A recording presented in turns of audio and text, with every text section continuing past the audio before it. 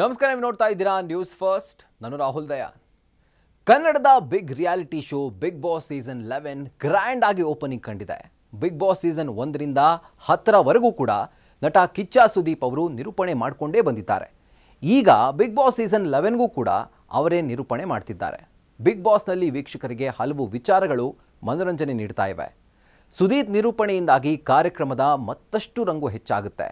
ಅದು ಮಾತ್ರ ಅಲ್ಲದೆ ಕಿಚ್ಚ ಸುದೀಪ್ ಅವರು ಧರಿಸುವಂಥ ಭಿನ್ನ ವಿಭಿನ್ನ ಕಾಸ್ಟ್ಯೂಮ್ಗಳು ಕೂಡ ಇಡೀ ಕಾರ್ಯಕ್ರಮದ ಪ್ರಮುಖ ಹೈಲೈಟ್ ಅಂದರೆ ಖಂಡಿತ ತಪ್ಪಿಲ್ಲ. ಸುದೀಪ್ ಯಾವ ರೀತಿ ಬಟ್ಟೆ ಬರ್ತಾರೆ ಎಂಬ ಕುತೂಹಲ ಸಾಕಷ್ಟು ಅಭಿಮಾನಿಗಳಿಗೆ ಇರುತ್ತೆ.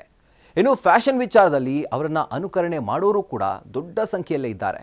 ಇವರೆಗೂ ಬಿಗ್ ಬಾಸ್ ವೇದಿಕೆಯ ರಂಗನ್ನ ಹೆಚ್ಚು ಮಾಡಿದಂಥ ಕಿಚ್ಚನ ಕಾಸ್ಟ್ಯೂಮ್ಗಳ ಬಗ್ಗೆ ಮತ್ತೊಂದು ಮಾಹಿತಿ ಸಿಕ್ಕಿದೆ.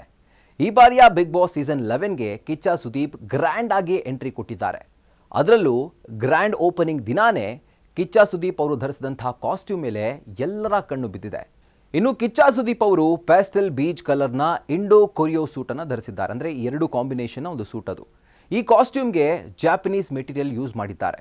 ಇದರ ಜೊತೆಗೆ ಇನ್ನರ್ ಜಾಕೆಟ್ ಹೈನೆಕ್ ಸ್ಲೀವ್ ಸ್ಟೈಲ್ನಲ್ಲಿ ಅದನ್ನು ಡಿಸೈನ್ ಮಾಡಲಾಗಿದೆ.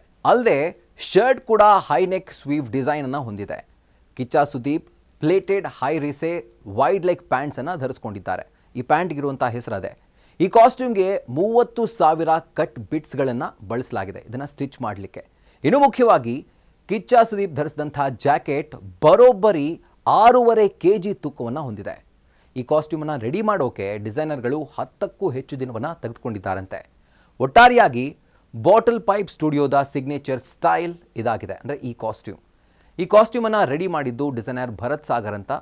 ಹಾಗೂ ಅವರ ಮೂಲಕ ಈ ಒಂದು ಕಾಸ್ಟ್ಯೂಮ್ ಕಂಪ್ಲೀಟ್ ಆಗಿ ಡಿಸೈನ್ ಆಗಿದೆ. ಈ ಬಗ್ಗೆ ಖುದ್ದು ನ್ಯೂಸ್ ಫಸ್ಟ್ಗೆ ಡಿಸೈನರ್ ಭರತ್ ಸಾಗರ್ ಮಾಹಿತಿಯನ್ನು ಕೊಟ್ಟಿದ್ದಾರೆ.